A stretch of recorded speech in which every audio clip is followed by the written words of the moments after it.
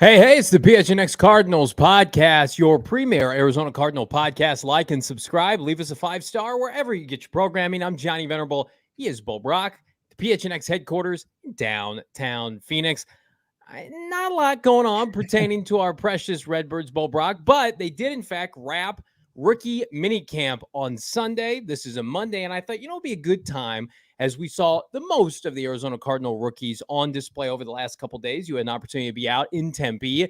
Which rookie Cardinal, I hope there's several, but which rookie Cardinal do we feel like we can have stamp of approval making the most significant impact that at the tail end of 2023, Bo Brock can say that rookie stood out among all others, which, we'll dive right into it. You want me to just get right into it? Just give me my name. Don't await the audience to join us. Just give me that name and then move on, right? And now, whoever's late to the party, they're gonna have to rewind and find out on their own. Put some icing on it because you were at the facility. Yeah. And you got to see everybody up close. And you and I were in a text thread, and you were pretty adamant Paris Johnson Jr. looks the part. It absolutely does. But you know what? That's not my answer. I mean, as much as I like Paris Johnson Jr., I think that there can be an offensive line group that could exist and, perform relatively well without having to really rely on a guy like Paris Johnson Jr. That's kind of what I based my decision off of, because I think the next round is where you're going to find the biggest potential impact maker from this Arizona Cardinals draft class. I think it's BJ Ojulari. I think BJ Ojulari, where you look at this pass rush group last year, it was non-existent. I mean, obviously the interior defensive line, that's where you had the most, noisemakers, most disruption was Zach Allen, JJ Watt. I think that BJ Ojulari will have the opportunity and pass rush opportunities enough to make an impact. And the lack of kind of a nightmare that the Arizona Cardinals defense presented for opposing offenses, BJ Ojulari can be part of the solution right away. A guy that was only second to Will Anderson Jr. in pressures since 2020. I think that if his game translates from LSU, the SEC, to the NFC West for the Arizona Cardinals, he can make an immediate impact, even more so than Paris Johnson on the offensive line. Because I don't think if Paris Johnson, if you said, hey, he's going to be day one left tackle, right tackle, and he's protecting the edges there, sure. But as far as him being in a guard and in a more like, I guess, easier transition spot from him the college level to the pro level, it's just not going to make as big as an impact, in my opinion. I agree with you for a couple different reasons. Let's talk about maybe some guys that we can eliminate, fair or unfair to them. I think Garrett Wilson, presumably not going to be healthy for the majority of training camp. Garrett Williams, I'm sorry, not coming back until August, September is kind of what he told you and the rest of the media, Bo, that the young man out of Syracuse who tore up his knee last October. I mean, similar to Kyler Murray, and they're going to use kid gloves with him and bringing him back. So I think to expect a lot out of a third-round corner to begin with is asking a lot. But then coming off a major injury, I don't think that's realistic. Is that fair or not? No, I think that's fair. But I think once you get your first glimpse of him, once we see him on the playing field, somebody that's going to impress. Obviously, the coaching staff really likes what he brings to the playing field. Nick Rallis said that he plays with a high motor, plays with violence. It's a couple of things that they outline and just kind of details that they like from their players. And you look at the opportunity in the cornerback room, it's going to be there. I mean, I think you've got Marco Wilson, who's going into his third year, probably somebody that's got a starting position. And then you look at Antonio Hamilton, who's going to be 30 years old. It's not an old, it's not that's relatively old for that position, right? Even though he doesn't have a whole lot of mileage on his legs. Antonio Hamilton there, Rashad Fenton. So like, could Williams come in and see some playing time right away? It's there, right? The opportunity's there. Like he could be a starter for this team by the end of the year. But to your point, like what's the reality of him starting this season as a CB2? Probably pretty slim. Yeah, 100%. And then you go down, Michael Wilson would be next in line. And again, let's talk about what would have to fall for that to happen. Hopkins would need to be traded. Rondale Moore, I would imagine, is in the training room, right? And then you just thrust him out there. And a lot, I think, would have to go right with Michael Wilson, who has had injury concerns of his own. And then I'm just going to set aside day 3 picks because I think, fair or not, like if a day 3 pick is the most productive for the Arizona Cardinals, then something's gone horrifically wrong. And I'm with you. I think it's or really well. I mean, for day 3, something we are not used to seeing right. here. We're not I conditioned get your to point. have that. I would say this. I saw NFL.com actually put up an article and included Keitrell Clark as one of the day 3 picks that he's predicting to make an impact. An undersized corner playing maybe in the slot, taking some of those snaps that we saw Isaiah Simmons have to play at a necessity last year for this defense. Maybe put Isaiah in a more comfortable spot, not having to match up against wide receivers and play more of a linebacker or maybe safety position. But if a guy like Keitrell, who missed rookie minicamp to graduate from Louisville, kind of a ball hawking corner, but as I said, undersized, maybe misses out on some opportunities to pull down some interceptions because of the lack of size. But can he play slot? Can he be like, last year's version, like Jack Jones, who played at ASU and then played really well for Bill Belichick and the Patriots early on? I think that's people really like Keitrell Clark. He's physical. He play as far as competitive. He's really competitive. He started the Shrine Bowl in Vegas this past offseason. So I think that it's not like really far-fetched to say that, hey, he could play some significant snaps down the stretch. Yeah, I'm not discrediting what you're saying. It feels like with this team, the amount of capital that they spent on the first 2 rounds and really where they were picking on day 3, because they had some ladder picks. And I mean, Clayton Tune setting the world on fire with notwithstanding Jonathan Gaines, a guard. That's difficult to project. I mean, yeah. I do think it's BJ Ojulari, back to your original point, for a couple different reasons. I think he has the most clarity maybe of anybody on this roster immediately, whereas Paris Johnson Jr. is a long-term tackle. He might be asked to play guard out of the game, and he'll do that. And I think he'll do that at a reasonably high level. Whereas BJ Ojulari is the Hassan Reddick of this defense for Jonathan Gannon. He hasn't come out and said that, but every projection, every metric you see is they're going to stand him up. They're going to put his hand in the ground. They're going to move him all over the place. He's got almost identical traits. He played higher level of college football, and he's got similar explosiveness. I mean, to me, they were very similar prospects. Reddick just did a tick more because he went to the Senior Bowl and dominated. So he was one of the fastest risers in that draft. So I do think it's BJ Ojulari. I think we could be looking up at the end of the year. It's going to be tough because Cardinals, how many leads are they going to play with throughout the year? And is BJ Ojulari going to get an opportunity to pin his ears back? We'll see.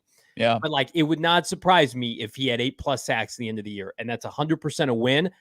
Shit, man. I think Cameron Thomas and Myjai Sanders probably would have snipped 6-7 sacks last year had they been given the opportunity alongside Watt and Zach Allen. So, and you look at Philly, the blueprint and that was, very fruitful. 70 sacks last year. It was kind of a rotation, right? You knew who your guys were that were going to be in there pretty much 3 downs, right? For sure. You mentioned it, Reddick. You got more of the defensive lineman guys like the big Hargrove and Fletcher Cox, but then you had a rotation of guys. And to like, as far as Ojulari, it's the 2 guys you mentioned from the 3rd round last year. They should be in the conversation, but this is not going to be the old staff of Vance Joseph where guys like Dennis Gardeck or Victor Dumakeji are going to be keeping a guy like BJ Ojulari from the field. And that's got to be refreshing as an Arizona Cardinals fan. Yeah. And again, this is not us kind of, downtrodden our opinion on Paris Johnson Jr. It's just very difficult to come in and be a great rookie tackle, guard, whatever. I mean, I can't remember, like Penei Sewell was supposed to be a generational tackle, and he might very well end up being that for Detroit, but he was pretty average that first year. I mean, a lot of people say, well, they should have traded up. They should have gotten Jamar Chase. Remember, it was the Chase versus Penei Sewell conversation. Right. The kid out of the Giants that just got his 5th-year option picked up was the first tackle the year Isaiah Simmons got drafted out of Georgia. Right. A lot of people thought that was a horrendous decision, and then now it's kind of turned around. I mean, the only tackle was Wirfs the guy that, I mean, that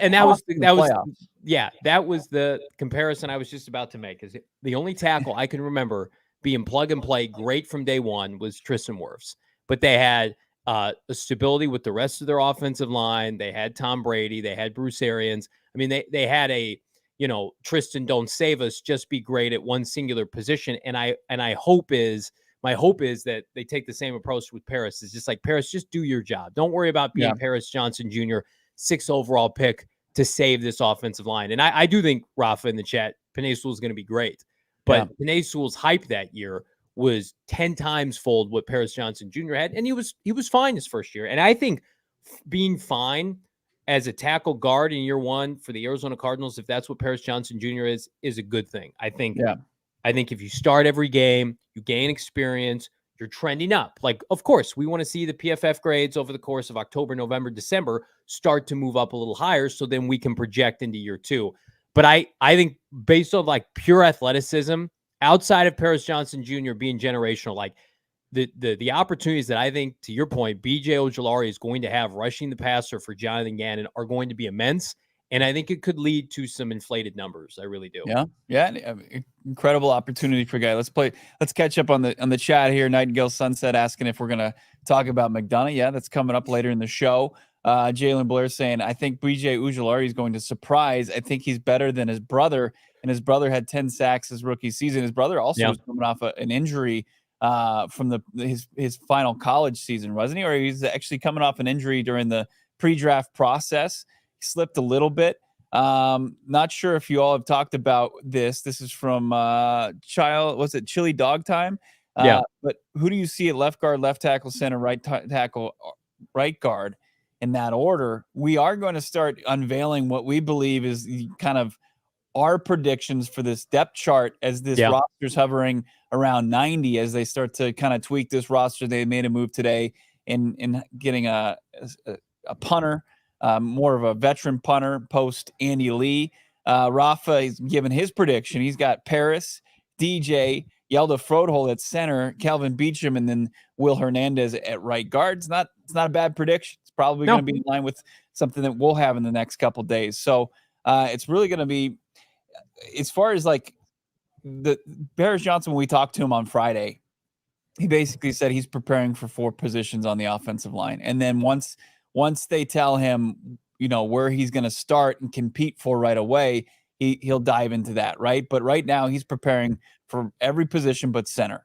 So Jonathan Gannon obviously sees a lot of value in position versatility. I think they'll change their perception of that as far as how they'll approach Paris Johnson. Like once he gets even more like ingrained in the NFL, and they'll start to say, okay, you're going to be a tackle from here on forward, and your guard days will probably be in the rearview mirror by hopefully the end of his rookie season, you would think, right? Because as far as the future for DJ Humphries, you don't envision one beyond 2022. So it's those variables come into play when you start to talk about who's going to make the biggest impact of this rookie class in 2023. Now, so we got Paris Johnson Jr., our thoughts on that. BJ Ojulari, high expectations for this kid right out of the gates at LSU. Garrett Williams with the ACL coming into the league. We'll see where he is come training camp preseason and the start of the season. Michael Wilson, he's ready to go, but that's kind of a stacked wide receiver room as it stands right now. DeAndre Hopkins, Hollywood Brown, Rondell Moore, Greg Dortch. That's a tough rotation to crack, even though he's got the size. Zach Pascal, they just added this offseason. And then you've got John Gaines, they said that he's a versatile player. They like the position versatility. So can he be a Swiss Army knife on the offensive line? Sure. But that impact's going to be minimal compared to what BJ Ojulari is going to get. Clayton Tune, we'll see where he is as far as how he cracks this quarterback room. We know he's a confident kid. And then Keitrell Clark, I mentioned him, could play some slot. And then you got Dante Stills out of West Virginia, kind of an undersized guy, but he was a TFL monster for the Mountaineers. We'll see what they have in plan for him. There used to be a saying, what would constitute a good draft for an NFL team? And we had to put a big asterisk on every time the Cardinals drafted because we had very low expectations with one Steve Keim that will not be mentioned again on this show. But if you can find in a singular draft a all-pro, Pro Bowl caliber player, and then 3 starters, 2 to 3 starters, and then some roster fillers, that's what would constitute as a good draft. And you string a couple of those together in combination with some free agent signings, assuming you have the quarterback, you're in contention. You're a contending team. Now, where you elevate yourself into a championship team is you have a draft like the Cardinals did in 2004. Fitzgerald, right? Darnell Dockett, Carlos Dansby. 3, I know Dansby never made a Pro Bowl, which is a crime, but a Hall of Fame talent, a Ring of Honor player, and I think Dansby is the most underrated Cardinal the last 20, 25 years. That's what got them to the Super Bowl in combination with Kurt Warner. So I think that we're talking about, we think Paris Johnson Jr. and BJ Ojulari are going to be really good players. If those two players by themselves define this draft class and become borderline consistent Pro Bowlers, nothing else will matter. Now, we want the rest of the roster to fill out and guys to get second contracts. But if Paris Johnson Jr. is the left tackle for this team for 10 years and BJ Ojulari is a 10 to 12 sack guy, you've checked a huge box if you're Monti Ossenfort. And that's what we're hopeful to see. Go ahead. I will say that you need to get some production out of that third round. I think that the fans need to see that because you have 6 picks within the first 3 rounds. That's fair. And they want to know that Monty has that eye, late day 2 going into day 3. I think it's important that day 3, you at least get somebody that's a contributor from day 3. It's to just show some confidence to this fan base from the new decision maker. It's tough though for this year. I don't disagree with that synopsis in general. Day 3 pick or day 2 picks, third round are incredibly valuable. But like, look at they ended day 2.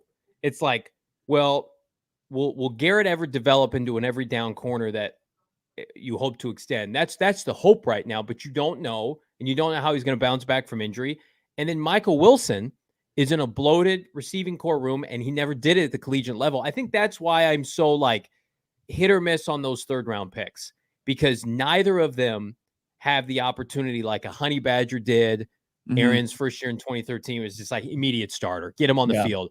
David Johnson forced his way on the field, right? John Brown forced his way on the field. Like, these are true developmental picks. Now, they have a college experience, but we're going to have to wait on them, right? And we don't like waiting. We waited enough under Vance Joseph and Cliff Kingsbury. But the first 2 guys, and then I think more so 2 to 3 guys on day 3, and John Gaines and the kid from Auburn, like, those are going to be immediate, you would assume, contributors in special teams, if not, on their starting units. So it'll be interesting to see.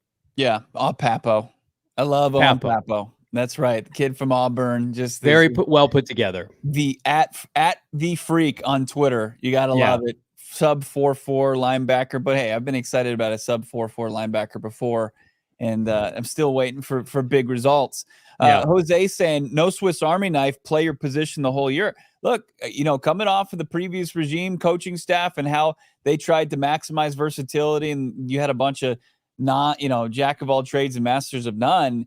I agree, but listening to the comments from Nick Rawlis and Jonathan Gannon, they are pro versatility. Like Gannon said that 70-30, trying to figure out the mix or percentage of how they're going to practice these guys and figure out where everybody's going to fit in. It's like I don't know. I kind of wish that those days were over, but if it's a coaching staff that has knows how to harness it and knows how to really maximize versatility, I'm fine with it, because the previous coaching staff didn't. And they didn't have a plan. They had guys drinking from fire hoses, and they just were lost out there. If the coaching staff can, on a down-to-down basis, get guys focused on where they need to be at any given point, that's going to make a big difference. But I understand the hesitation there coming off the previous coaching staff, no doubt about it. Yeah, and I agree with Bo. I think it's going to be less Keim, Vance Joseph esque, or it's just like, we're just going to put you all over the place because that's what your draft report said you could do. And instead, like, hey, this is what you do well, so we're going to do this well for you and our defense. We're going to tailor our defense around you. And Gannon has been known to do that tenfold. I mean, look at all the undrafted players, late round picks that he elevated in Philadelphia. It's almost kind of like the Vance Joseph in reverse, where Vance was very strict and he ran his defense a very specific way. But then they took Isaiah and they're like, okay, Isaiah, we're not going to mold our defense around you. You just have to come in and be able to play this position and this position and this position. And that overwhelmed him. And it's a large reason why a lot of people think Isaiah Simmons is going to be unlocked under Jonathan Gannon. I would love to see that. Nightingale Sunset. Has Gannon said who's going to call plays on defense? I'm not sure if Nick Rawlis is calling plays yet or not, Bo. He did say that when they introduced Rawlis way back when, in a long off season that feels like forever ago, but kind of joked around, kind of was irky jerky. He's like, no, he's going to call the plays. So it's gonna be Nick Rawlis, 29-year-old defensive coordinator. But I don't doubt that Jonathan Gannon's going to have his hands all over this defense as far as the game planning goes. And I'm sure throughout the game, I'm sure he's going to help out his young coordinator. but he's also going to be involved in what they're doing offensively and, special teams. He's going to be mixing it up all over the place. One last point I wanted to get to, because you mentioned Honey Badger. Like, they took, and Honey Badger was a 3rd round pick, right? And he fell to the 3rd round because of the off the field issues. Correct. Because what Stephen A would say, he can't stay off the weed, right? He can't stay off the weed. But it's a different day and age. And then I think Monti, instead of getting up, players kind of falling into his lap because of off the field issues, it was because guys who had injury issues, right? Garrett Williams had the ACL, probably could have been a 2nd round pick if he didn't tear his ACL, right? I don't love that approach. Right. Because, but he's got kind of if one of the two hit between Garrett Williams and Michael Wilson. Okay, Trent Baalke. That's what got him fired in San Francisco. Marcus Lattimore, they tried that with him. I'm not saying I dislike it. Yeah. I think that he has bought himself collateral because of all the extra picks he has. Where the Cardinals would get in trouble is, let's trade up for a player, only have 1 pick on day 2, and use it on a hurt player. And I want to believe, as Nadro J in the chat says, what would you do if Michael Wilson turns out to be Michael Thomas 2.0 or DeAndre Hopkins' replacement? I do think, to justify that pick, Bo, top 100 pick in a class with really good depth, maybe not a ton of top end talent, but really good depth on day 2. As we saw, it's like he's got to come in and at least be, I would say, like a starter. Like, you want him to be a starter as a top 100 player, like one of the starting 3 receivers in a year or so. And I think I'm not going to project anybody anytime, anywhere that's a day 2 pick to come in and be the next D-Hop or Michael Thomas. My question for that young man is, if you couldn't stay healthy in the Pac-12, I know you dominated the Senior Bowl. How many times have we said that? And the guy just kind of is a middling NFL player. I want him to be the exception, but he would have to be.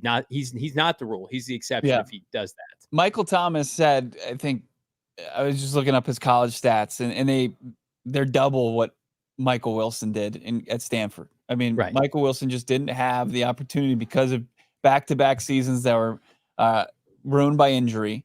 Most recently had the collarbone break against Notre Dame. So that's tough. I mean, just the production he would have to have more production at the NFL level than he did at the collegiate level. But look, I mean, that would be strange. Yes. But as far as what you see from the Senior Bowl, what you see him out there just running routes at rookie minicamp, he looked really good. And with the idea that it was a break, it was a collarbone break, and then I think his other injury was also a break. It wasn't a tear of a ligament of anything. That's actually, something you can look at and say, okay, there's potential here, but he still has to show, like, he was playing with Tanner McKee at quarterback. He wasn't catching passes from Kyler Murray. Like, he's got to be able to show that when he's playing with elite talent, that he's got to be able to be on par with that. Well, he's got to play special teams too. Yeah. Like, are you going to be able to tackle, not get hurt, young man? I hope not. Plus, he's already 23.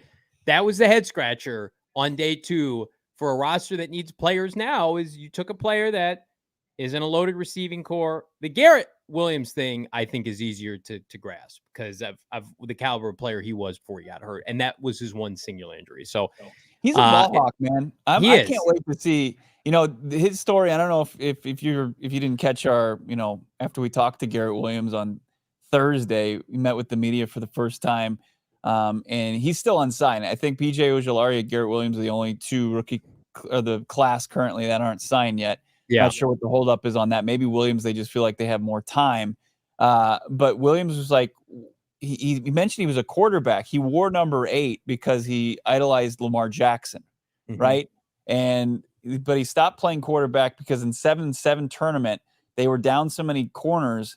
His coach was like, hey, can you play corner for us? And he's like, sure. And he grabbed 6 interceptions over the weekend. And he was like, okay, you're a cornerback now. He just has the instinct, right? He has that 6th sense and knows for the football. Like, once he gets on the playing field and like these ACL surgeries and rehabs are more and more routine, like, I think the Cardinals shouldn't worry too much about Garrett Williams.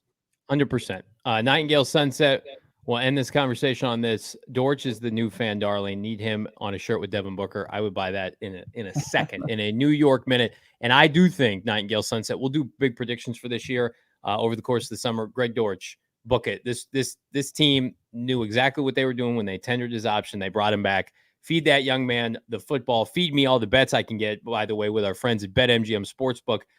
So I can no longer bet objectively because the Phoenix Suns, or I should say subjectively, because the Phoenix Suns are out of the NBA playoffs. And so now I can just be cut and dry. And I do think the LA Lakers are going to win game one against the Denver Nuggets. I think they're better. I think the Nuggets were poised to be beat, Bo Brock, and they just didn't have the depth. Old Denver didn't have the depth. So I'm going to go my pick of the week here with our friends at BetMGM. I'm going to dabble with the Lakers money line in game one. Get plus money right now at BetMGM.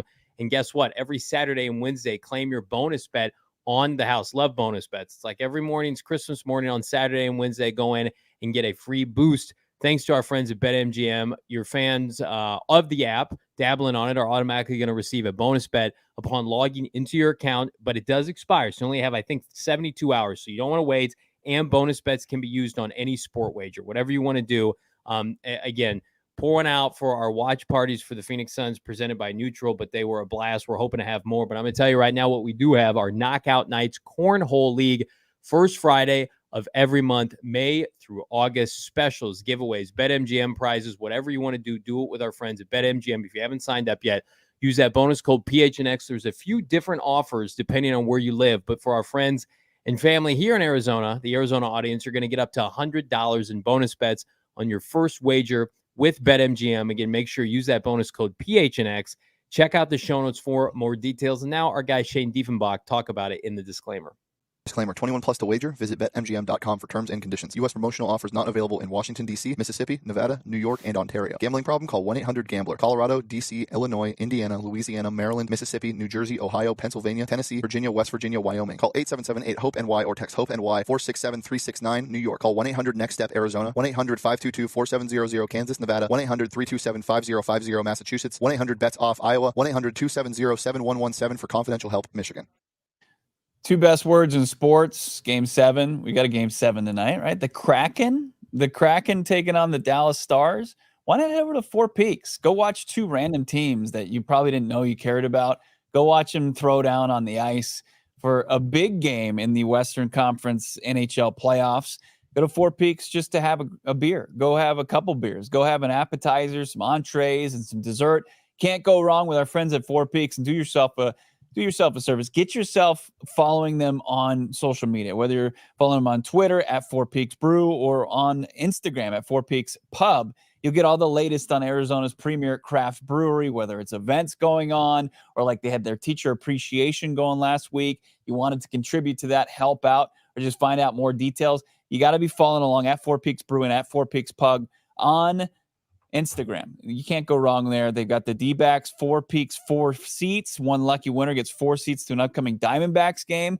They get the D-Bucks, so you can grab some food. You can go to the Four Peaks tap room up there at Chase Field. Why not? Enter by going to at Four Peaks Brew on Instagram. They've got a link in the bio there. Or just go to Four Peaks, catch a game, go catch the rest of the playoffs. As Johnny said, pour some out. Just do it, and don't do it on the floor there at Four Peaks. It's a beautiful area. We don't want you to mess it up. But delicious beer. You can't go wrong with a Kilt Lifter or a Kilt Lifter bourbon age drink. It's so smooth. Check everything out there. Four Peaks. Got to be 21 years or older. Got to drink it responsibly as well. Yeah, pour one out for our precious Phoenix Suns. Pour one out for maybe Andy Lee's time with the Arizona Cardinals. We assumed that was going to happen, but today I think we got some confirmation. So Cardinals had already brought in Nolan Cooney, who's a punter. He's 26 years old. But I think they made their real first kind of significant move today in lieu of a couple different moves. So they released kicker Elliott Fry, Manny Jones, Blake Lynch, all gone. But they signed former ASU punter Matt Haack. Haack. He averaged 45 yards per punt during his NFL career. He's had a cup of coffee in the NFL, but he started, I believe, all 17 games last year with the Indianapolis Colts. So again, younger, more athletic. But Andy Lee, for, all of his faults, because he's an aging guy last year, over 40 years old, still averaged more yards per punt at 47. You buying this move, Bo? You think it's decent? What do you think of the punter landscape here as we talk punters on man. Early May? I mean, like, one thing you could say about Andy Lee is he was consistent, right? He was. There was who was the punter that was so bad for so long for this team? I'll have to look him up. The guy he was the son of a former NFL kicker, and he was so bad, and they brought him back so many times.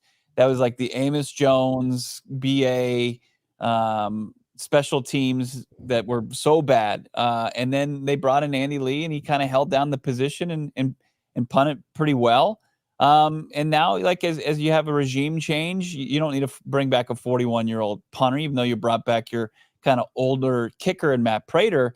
But Haack's a guy that, I know he fizzled out in a couple spots, but, he, given the right circumstances, he's going to have a lot of opportunity potentially punting for the Arizona Cardinals this season. So get somebody that's been there before, has some games under his belt, not having somebody too young back there.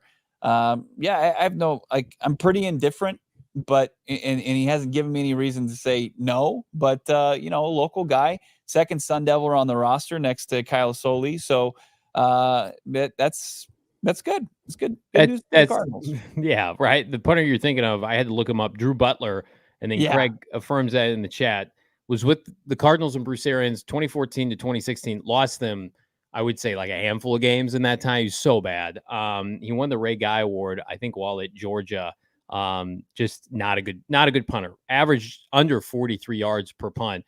They just kept bringing him back, and then they finally got serious. It's sad. They got serious about punter and pass rusher at the wrong time. They bring in Chandler Jones and Andy Lee in two separate off seasons next to each other, and they fortify those units forever. But then everything else kind of goes to hell for the Arizona Cardinals after that. They can punt, they can rush the passer, but Carson Palmer can't stay healthy. The defense gets old, the secondary, the offensive line. So never could quite get it to sync up. But Cardinals are going to be putting a lot. What do you think about, the landscape of that? But now everybody wanted the punt god, though. Everybody wanted the Cardinals to go out there.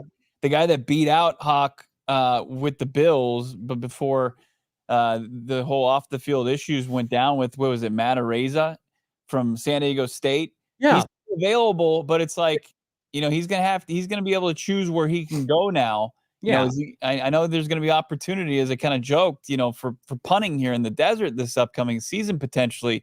But I would think that he probably would want to go to a team that's closer to contending right now. I don't know. I think he's going to want to go to whomever can pay him the most, because how much money has he lost over the last 18 months? This has been going on. The Cardinals could have signed him had they wanted to. They could have given him a bloated deal. I think that what happened to him, assuming it's true, is terrible, and hopefully he gets his redemption moment. I just think the Cardinals probably don't want to be in the news cycle for that reason, because you're still going to get people that are pushing back. I don't know enough about the situation to comment on it, other than sounds like he was exonerated from all accounts. There was no legal trouble that he got into. It was just all court of public opinion, which is what makes social media so dangerous these days. But where the Cardinals are at, I think they feel like they can spare a couple yards per punt instead of staying in the headlines. But if I was him, he doesn't need my counsel. I would try to make that money back ASAP and go to whoever's going to pay me the most. Yeah. And look, but at the same time, I'm not going to sit there and pound the table for the punting position. If they find somebody they feel like can fill the role and be the successor, a decent successor to Andy Lee, who I mentioned was so consistent for this team. He's one of the better passers for the Cardinals down the stretch. He had some big time plays in special teams. I'm sure that, Jeff Rodgers had a big hand in this move. So they bring in a guy. It's relatively young. He's 26. They've got another punter on the roster, I think is 24. So a little bit of infusing some youth into that position, which is fine. And if one of them pan out, you've got somebody that you can rely upon going forward. Yeah, 100%. We're going to talk about Terry McDonough here in a second, but first I want to remind everybody. So went over to Circle K. What was that, yesterday? And I can't downplay it too much. Is I needed orange juice for mimosas on Mother's Day, and I thought I had enough orange juice. And it looks like my kids, who aren't supposed to be drinking it, that's for mommy and daddy's mimosas, had drinking the orange juice. So I get up and it's 7:05. My wife sleeps in. We're setting all the stuff up for Mother's Day. And I get the Prosecco out from another place. And I'm like, where's the orange juice? And neither kid wanted to own up to it. So you know what I did? I got in my car and I drove 2 minutes to Circle K. They were open, super friendly, and they had multiple things of orange juice for me to dabble on. And again, we talk about Circle K and all the great stuff. People know Polar Pops, slushies, low price beverages, beer, whatever you want to do, a ton of candy and snacks. But like when I need Circle K, they are there for me, especially on Mother's Day. My wife had no idea unless she's going to watch the show right now. We were out. I wasn't prepared, but I'm always prepared with our friends at Circle K. Make sure you're not missing out on all the great stuff they've got going on right now. All you got to do, text PHNX to 31310 to join their SMS subscriber club. Get a buy one, get one free on 32-ounce Polar Pops. Hello, I love double fisting with the unsweetened tea. Gets me through my day. Circle K can do that for you. Just head to a Circle K nearest to you. Find that store locator because I know it can be tricky. Go to circlek.com/store-locator. That's circlek.com/store-locator to find the nearest Circle K to you so you can have your orange juice on Mother's Day. I could be put outside blindfolded, spun around, and then somehow walk in any direction and run into a Circle K. I feel like here in the Valley. There's a Circle K. It feels like on every corner. Must be nice. Very convenient. Very convenient if you live on the grid. You live off the grid. I do. But one thing that you have that I don't have is a pool. You are you are upper elite. You have a pool, and it's pool season, right? It was triple digits yesterday. It was 105. You probably went out there, probably had a nice glaze going on, and I hope when you popped off the shirt, it didn't look like you still had a shirt on, because that would be rough. That would be a rough Mother's Day, even for our guy, Johnny Venerable, because he knows about Manscaped. He knows that on Mother's Day, he better be cleaned up for the mother of his children. That's why you're using today's grooming tools, the elite grooming tools of our friends over at Manscaped. You're not Austin Powers out there saying, yeah, baby, with your chest hair all just just out of control. My beard's out of control. I was looking up some grooming kits for my beard. Oh, it looks great. I didn't have to look any further than Manscaped. You know, they got the Lawnmower 4.0. It's waterproof. It's cordless body trimmer. It's got the advanced skin safe technology, so no nicks. You got the Weed Whacker 2.0. Nobody likes nose hairs, and plucking nose hairs is the absolute worst activity on this planet. And then you got the Crop Preserver with Crop Reviver, ball deodorant and ball toner for anti-chafing, and you got 2 free gifts. How about the Shed travel bag? It's $39 value, and patented Manscaped boxers. It's unbelievable what they've got going on right now. You can save 20% off, free shipping with the code PHNX. Go to manscaped.com, get 20% off, free shipping with the code PHNX, and manscaped.com. Trim your chesticles with the besticles, our friends over at Manscaped. And we go from that read to a different kind of story as it relates to levity to not so much, at least if you're Terry McDonough. So I don't know how much you want to get into this. So Terry McDonough and the Cardinals have been clashing heads. The story, because I think that's all this does. I don't know if I can read too much into the latest from who was it? Tish? ESPN. Yeah. ESPN reporter put out an article today. Tisha Thompson. Yeah, she does great work. Basically said that Terry McDonough is upset of how the Cardinals have treated him after his initial complaints, and that a lot of the information that the Cardinals put out, of course, if you're Terry, is incorrect, and it's basically a smear campaign. So we're going back and forth at each other. You texted me before the show, Bo, like defamation cases are difficult to win, and that's what he's filed. If I'm Terry McDonough, like I don't know how much that he can come out of this looking great, regardless of the outcome. Like I think there's a reality, albeit slim, maybe like 10, 15%. Maybe he could take down Michael Bidwell. But I feel like in that circumstance, like he's going down too. So like the longer he digs his heels in, like it's going to be difficult for him to come out of this like, hey, I took down the Bidwells and now I've regained my career. I hope for his sake that happens to him. But it just, the longer this stays in the news cycle, like the NFL is doing an investigation. Right. We know that now. Like that's happening. And that's because of Terry McDonough. So, I mean, the Cardinals put out through a third-party PR company a smear campaign for Terry McDonough. Like, I didn't love that look. There's just the team, just another day, and they can't stay out of the news. And this is going to go back and forth until it's eventually resolved or not by the NFL.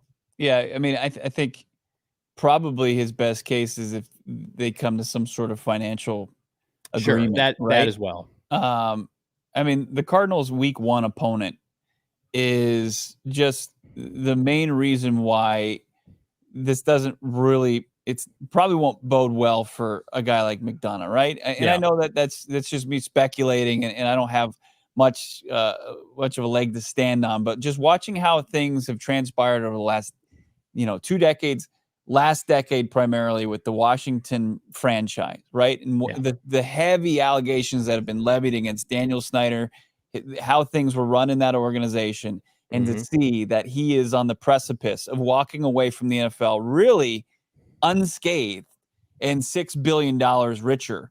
Like, you really, like, the idea to think I'm going to take down an NFL owner is a bit naive, in my opinion. But we'll see. I mean, we'll absolutely see. I mean, the NFL is not just kind of turning their nose up at this, and they are continuing this investigation to an extent. And did the Cardinals come in a little too hard against McDonough? Is it going to prove to cost them a little bit in the end? We'll see. But it is in the public arena. It's already ugly, and I don't anticipate it not get like things either party backing off. So we'll see what happens with this. I know that they expected the last, I guess, moving of the change of this story. They had kind of, the NFL had appointed somebody to do the investigation into it, so it's not going away. They poked. It's two bears poking each other right now. Yeah, and I'm sure it's the last thing Cardinal fans want to see until they continue to log on to the internet. And there is another piece that came out today as it relates to the Arizona Cardinals in part, and it's from our Tyler Dune, who has a go-long article series, web series online. And you're probably wondering, what's this have to do with anything? So Kevin Kolb was a quarterback for the Arizona Cardinals. He was acquired, I believe, in 2011. And the Cardinals brought him in, second-round pick, plus Dominique Rodgers-Cromartie. They get him from Philadelphia. It was the end of, I think, the big holdout with the CBA. Just a quick story on this, by the way. This is how early Twitter was at this time. I think I've told Bo this story before. So Kevin Kolb was rumored to go to the Arizona Cardinals earlier that spring. Then there was a lockout, right? This is how early Twitter was. At that point, you could DM Adam Schefter, and I DM'd Adam Schefter. Probably the lockout ended in like July, August. I DM'd Adam Schefter. I wish I still had it in June. And I said, do you still think the Cardinals are going to trade for Kevin Kolb? And he said, I do. And then they traded for Kevin Kolb, and I'll never forget that. I'm like, can you imagine being able to DM Adam Schefter? But that was like the early days of Twitter, and it was wild. So anyway, Cardinals trade for Kevin Kolb. And he immediately, young, fresh-faced Johnny Venerable, just, hey, Adam. Hey, Adam. What's going on with Kevin Kolb and Ken Whisenhunt? Can they coexist? So Tyler writes this banger of an article. Again, part one, what happened to Kevin Kolb? Because it is crazy. He was with the Cardinals, and then I think he went to Buffalo and just kind of fell off the face of the earth.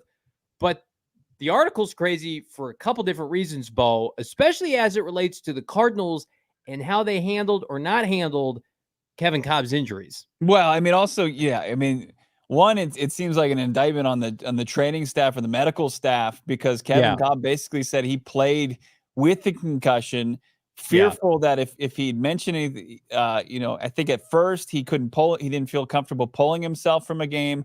And then when it was further down the road, he was like, well, I can't just tell him now. Like, they'll be like, what the hell's been going on? He just got his ass kicked. It feels like his entire NFL career, just concussion after concussion. And this dates back to his Philly days. One of the more interesting things that stood out to me was when he was facing, I think the Cardinals, and Kolb was starting a quarterback. They're facing the Baltimore Ravens, and he injured his foot, and basically Ken Whisenhunt said that you got to get back in there and play through the pain. And when he ended up taking his shoe off after the game, the training staff was like looking at it in horror. It was so black and blue. And they were afraid that his career would be ruined because of the damage that he sustained to his foot. He ended up having, I think this was in the very beginning of me covering the team, because I remember being in a scrum late in the season that year, and he had the rib injury, or it was disclosed rib injury, and he was saying no, he hadn't been cleared, and because it was strange because you thought, hey, he should probably be close, but in this story it says he broke his sternum. Yeah. Straight up broken sternum. So there was no chance he was coming back that season. That was when I think they started like 4-0 and then dropped. They did. Yeah. So another fun story. They're 4-0. My dad and I live in Illinois. They're playing the Rams. So I'd always try to get tickets when the Cardinals played the Rams at the Edward Jones Dome because you could get them super cheap because the Rams were terrible. And so we're like, heck yeah, bandwagon. They're going to the playoffs. They're 4-0. So we buy tickets, and we would always buy tickets on the visitor sideline, like 3 to 5 rows up. They'd bring back a bunch of players from the St. Louis days. They'd be on the sideline, like Jim Hart and company. A bunch of players would be down there signing autographs.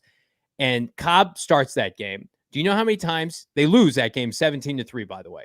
I think it was nationally televised on Thursday Night Football. Yeah. Do you know how many times Kevin Kolb was sacked that night? Take a guess. Was it 7? 9 times. Kevin Kolb got sacked 9 times. I'll never forget watching Russ Grimm not give one iota of coaching the offensive line. Right. Just stood over on the sideline with his hands Remember on Russ Grimm would get like, people would say he should be a head coach somewhere, and he's you're like, hell yeah. He's literally one of the worst units in the league. Was the worst position coach maybe of the last 20 years for this team, and that's saying something. It was just his buddy. Got Kevin Kolb's brains beat in 9 times at the Edward Jones Dome. I think the Cardinals won 1 game the rest of the year. That's what got Whisenhunt and company fired. So this was the story. Yeah. I wanted to give more because I kind of butchered it. Okay. But in the first half of this game, Kevin Kolb ripped every ligament in his toe. X-ray images showed nothing was broken, but it was bad. So he couldn't push off his foot. He could barely even execute a handoff to running backs. And in his opinion, backup John Skelton would have been a better option for the team in the second half. But while the team doctor advised him to sit out, Kolb says that coach Ken Whisenhunt instructed him to play. Wiz saw Kolb light it up and knew this was a must-win game. And Kolb did not protest, taped his foot up, and Arizona lost 30-27. I believe that they were up big in this game. So he comes back, he plays with it, and he says, I'll never forget the look of terror on the faces of the team's training staff when they removed his cleat afterwards. The swelling, the bruising, 60% of his foot was black and blue. He said Kolb could have been confused for an extra in a 90s slasher film. Oh, my God. They were scared to death. Kolb says, they thought they ruined my career and ruined my foot. I'm glad he can walk now. I'm glad he can walk and he can process information with his brain, because the concussion thing is doubly scary. Poor Kevin. I hope Kevin's doing all right. Cardinals. It was pretty crazy. I mean, if you remember that era of Cardinals football, I mean, they were just removed from Kurt Warner. And the thought was, if they could just get good quarterback play again, that was going to help this team. And I think it went Warner, and they didn't have much of a fallback or contingency plan when Warner hung him up after the they signed Drew. They signed what's his name, Anderson. Drew. Yeah. I take this shit seriously to Ken Summers in the post-game presser. Oh, so good. It's an all-timer. And then Andy Reid sends the Arizona Cardinals some damage. Hey, goods. Kenny, you want this quarterback? He's really good. We got McNabb. We don't need him. And a huge lucrative extension, and then it was just a disaster. I was all in too, though. Han shot first, man. I was on that Kevin Kolb train big time. Yeah. A lot of us were, because we watched Anderson be terrible, and they needed a young. Take this shit seriously. Oh God, so bad. But then Bruce Arians saved the team in 2013 with Carson Palmer. Well, that Kevin Kolb story is not great. Neither is the Terry McDonough one. But you know what is great is the furniture that Bo is happening to use right now in studio with more furniture. It's beautiful. It was nice little Sunday. I mentioned your weekend hanging out poolside. We're hanging out in the AC. We had the more furniture, obviously, in our living room, hanging out. My wife was opening up presents. And it was legit. I mean, you can't go wrong with anything at More Furniture. You're looking for something for your living room, your dining room, your kids' room, your bedroom. We'll find some of the best furniture in the Valley, and save. You can get great prices on it. Go to morefurniture.com. Get that white glove delivery as well. As the temperatures are up there in triple digits, you don't want to have to be moving a couch around. You don't want to have to borrow your friend's truck that they have and go load it up with furniture and then put it in your house and probably have to move it around thousands of times because your wife can't decide where it goes. That's personal experience. Get the white glove delivery. It's not that much. It's going to set you up. They're going to deliver it to your house. They're going to get rid of all the packing materials. They're going to set it up, and they're going to put it exactly where you want. You're not going to have to lift a finger at all. You got to get yourself in at morefurniture.com. Save big on the best furniture in the Valley when you head to morefurniture.com.